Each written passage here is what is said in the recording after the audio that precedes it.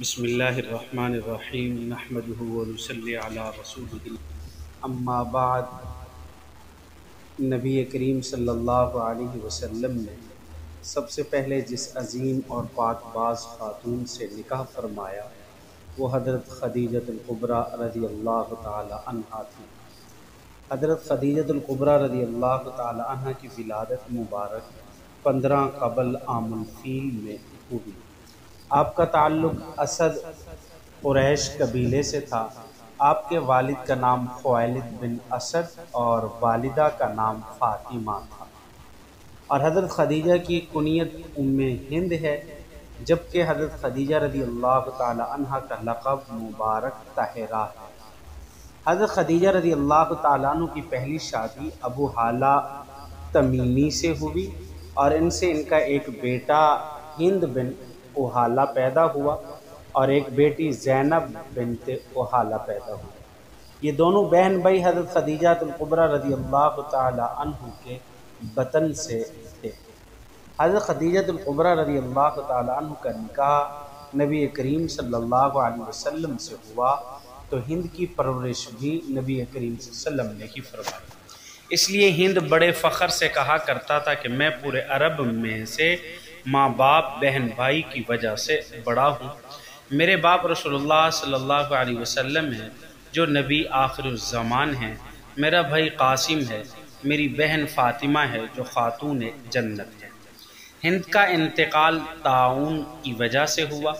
جب ابو حالہ کا انتقال ہوا تو حضرت خدیجہ کا نکاح عتیق بن عابد بن عبداللہ سے ہوا، اور ان سے حضرت خدیجہ کا ایک لڑکا پیدا ہوا جن کا نام عبداللہ اور ایک لڑکی جن کا نام ہند رکھا۔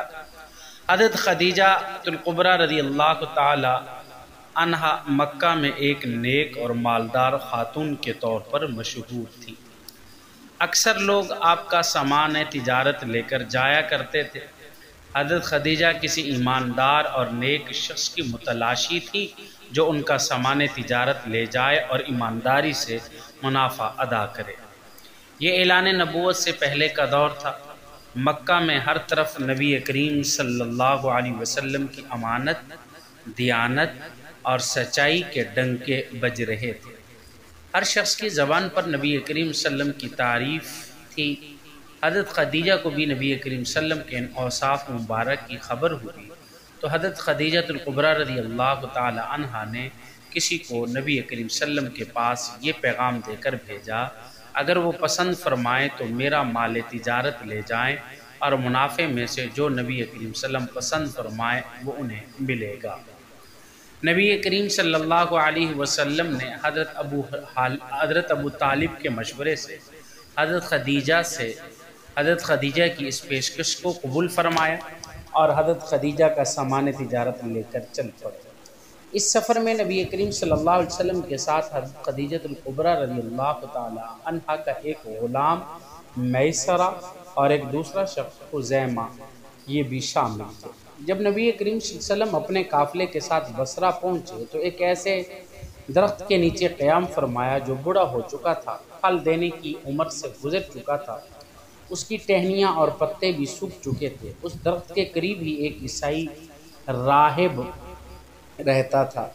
اس نے دیکھا کہ نبی کریم صلی اللہ علیہ وسلم کے اس درخت کے نیچے قیام فرماتے ہی وہ درخت حیرت انگیز طور پر ہرا بھرا ہو گیا، اور ارد گرد کی زمین بھی سرسبز اور شاداب ہو گئی، اور درخت پھلدار ہو گیا، ٹہنیاں پتے سرسبز ہو گئے اور درخت پھر سے جوان ہو گیا۔ تو وہ راہب علم رکھنے والا تھا اور وہ یہ جانتا تھا کہ یہ وہ درخت ہے کہ جس کے نتیجے صرف کوئی نبی ہی قیام کرے گا۔ درخت کی بدلی ہوئی حالت دیکھ کر وہ بھاگتا ہوا نبی کریم صلی اللہ علیہ وسلم کی خدمت میں حاضر ہوا اور آتے ہی بولا، میں آپ صلی اللہ علیہ وسلم کو لات و عزیٰ کی قسم دیتا ہوں، بتائیے کہ آپ کا اسم مبارک کیا ہے؟ نبی کریم صلی اللہ علیہ وسلم نے بتوں کا نام سن کر ناگواری سے ارشاد فرمایا، مجھ سے دور ہو جا، کیونکہ اس سے زیادہ مکروہ اور ناگوار بات آج تک مجھ سے کسی عرب نے نہیں کی۔ اس راہب کے ہاتھ میں کتاب تھی جس کو وہ بڑے غور سے دیکھنے میں مصروف تھا۔ پھر وہ چلا کر بولا، مجھے قسم اس ذات کی کہ جس نے حضرت عیسیٰ پر مقدس کتاب انجیل نازل فرمائی، آپ وہی آخر الزمان نبی ہیں جن کی نشانیاں اس کتاب میں موجود ہیں۔ اس کے علاوہ بھی اس سفر میں بہت سے معجزے پیش آئے۔ ایک معجزہ یہ ہے کہ میسرہ غلام نے دیکھا کہ پورے سفر میں نبی کریم صلی اللہ علیہ وسلم پر ایک بادل مسلسل سایہ کیے ہوئے تھا۔ نبی کریم صلی اللہ علیہ وسلم دھوپ کی تپش سے بالکل محفوظ رہے۔ اس کے علاوہ بھی حیرت انگیز طور پر پورے قافلے کو اس سفر میں بے انتہا فائدہ ہوا۔ خود نبی کریم صلی اللہ علیہ وسلم بھی اس سامان تجارت میں بہت زیادہ منافع اللہ رب العزت نے آپ کو عطا فرمائے۔ جب نبی کریم صلی اللہ علیہ وسلم مکہ واپس تشریف لائے تو حضرت خدیجہ الکبریٰ رضی اللہ تعالی عنہا کے غلاموں نے جنہوں نے آپ کے ساتھ سفر کیا تھا وہ سب معجزات سے حضرت خدیجہ کو آگاہ فرمایا، جس کو سن کر حضرت خدیجہ الکبریٰ رضی اللہ تعالی عنہا بہت زیادہ متاثر ہوئی، اور پھر حضرت خدیجہ نے اپنی ایک سہیلی کے ذریعے آپ صلی اللہ علیہ وسلم کو پیغام نکاح بھیجا۔ نبی کریم صلی اللہ علیہ وسلم نے اس پیام کا ذکر حضرت ابو طالب سے کیا، پھر ان کے مشورے سے اس پیام کو قبول فرمایا۔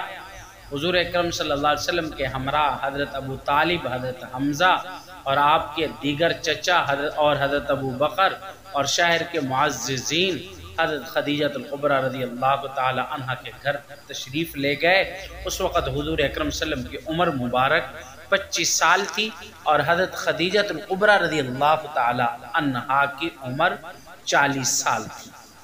دستور عرب کے مطابق نبی کریم صلی اللہ علیہ وسلم نے نکاح کا خطبہ حضرت ابو طالب اور حضرت خدیجہ کی طرف سے ان کے چچا بھائی ورقہ بن نوفل نے خطبہ پڑھا۔ حضرت خدیجہ کا مہر 500 درہم تھا اور خود نبی کریم صلی اللہ علیہ وسلم نے 20 جوان اونٹنیاں مہر کی رقم کے طور پر دی۔ ان اونٹنیوں کی قیمت 500 درہم بنتی تھی۔ اس نکاح پر حضرت خدیجہ الکبریٰ رضی اللہ تعالی عنہ کی خوشی کا کوئی ٹھکانہ نہ تھا۔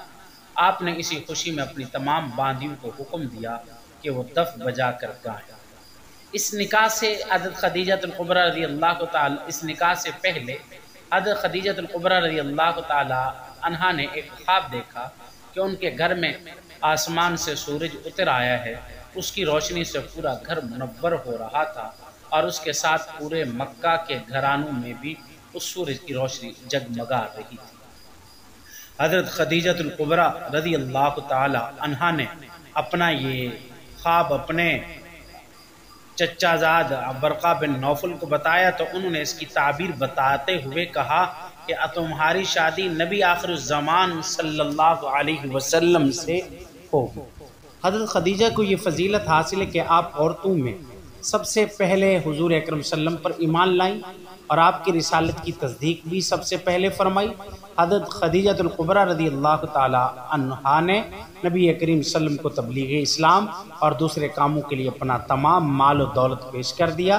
جب کبھی حضور اکرم صلی اللہ علیہ وسلم نبی کریم صلی اللہ علیہ وسلم کو جب بھی نبی کریم صلی اللہ علیہ وسلم کو کفار مکہ سے دکھ تکلیف پہنچتی تو حضرت خدیجہ ہی نبی کریم صلی اللہ علیہ وسلم کی پوری طرح دل جوئی فرمایا کرتی تھی اور اپنی پیاری پیاری باتوں سے نبی کریم صلی اللہ علیہ وسلم کے دل کو خوش فرمایا کرتی تھی۔ نبی کریم صلی اللہ علیہ وسلم کا ارشاد ہے، آپ نے فرمایا کہ جنتی عورتوں میں سب سے افضل حضرت خدیجہ بن خویلد ہے اور فاطمہ بنت محمد ہے اور مریم بنت عمران ہے اور آسیہ جو زوجہ فرعون ہے۔ حضور اکرم صلی اللہ علیہ وسلم سے نکاح کے بعد حضرت خدیجہ کے بدن سے جو پہلی اولاد ہوئی وہ حضرت قاسم تھے۔ یہ اعلان نبوت سے پہلے دنیا میں تشریف لائے اور انہی کی وجہ سے نبی کریم صلی اللہ علیہ وسلم کی کنیت ابو القاسم ہے، اور یہ کنیت نبی کریم صلی اللہ علیہ وسلم کو بہت پسند تھی۔ روایت کے مطابق جب حضرت قاسم کا انتقال 2 سال کی عمر میں ہوا، یہ پہلے فرزند تھے جنہوں نے بعثت سے پہلے وصال فرمایا اور ان کا انتقال مکہ مکرمہ میں ہوا۔ نبی کریم صلی اللہ علیہ وسلم کے دوسرے فرزند حضرت عبداللہ بھی حضرت خدیجہ کے بطن سے پیدا ہوئے۔ ان کی ولادت اعلان نبوت کے بعد ہوئی اور انہوں نے بھی بچپن میں ہی مکہ مکرمہ میں وصال فرمایا۔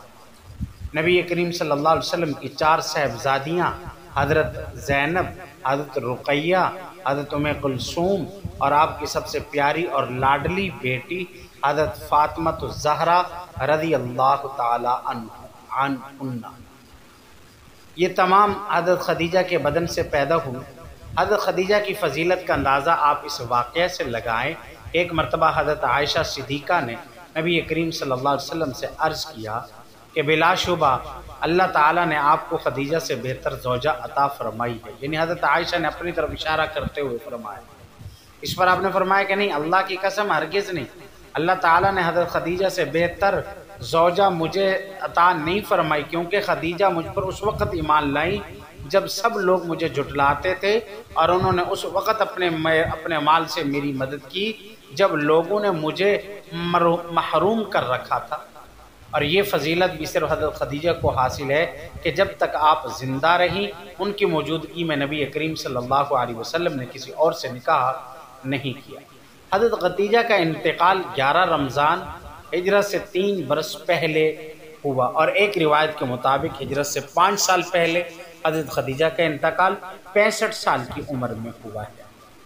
اور جس سال حضرت خدیجہ کا انتقال ہوا، آپ صلی اللہ علیہ وسلم نے اس سال کو عام الحزن قرار دیا، یعنی غم والا سال۔